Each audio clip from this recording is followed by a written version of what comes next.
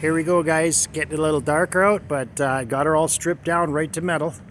Right down to metal. So all those dark spots that you see there, I don't know if you can see that dent. Look at that dent right there.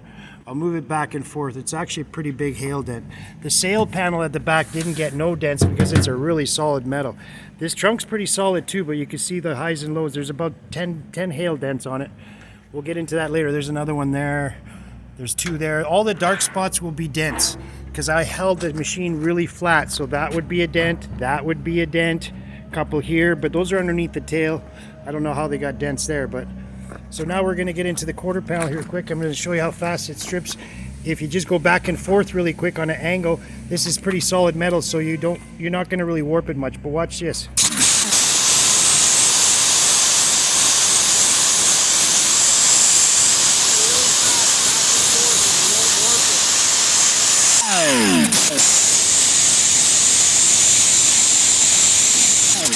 Oh, fuck the pad there a little bit, but that's... Put another pad on it.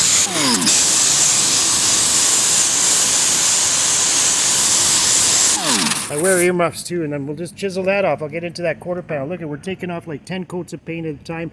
Original white, original dip coat, and you can see that lacquer primer.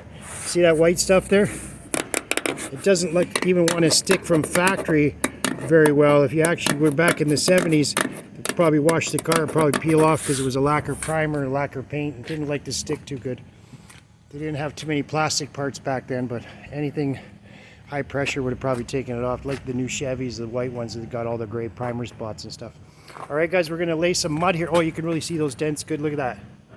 See those dents there? Those are dents. So you see the nice grind marks on the trunk lid? So that was from going back and forth really slow. Well, not slow, pretty fast with the 36 grit, but a new 36. Don't be using old sandpaper. You'll be sitting there forever, then you'll still warp it. We're still going to go over this quarter panel a little bit, but that's a little bit later on, all right? Okay, so I'll get into this quarter here now. Watch this.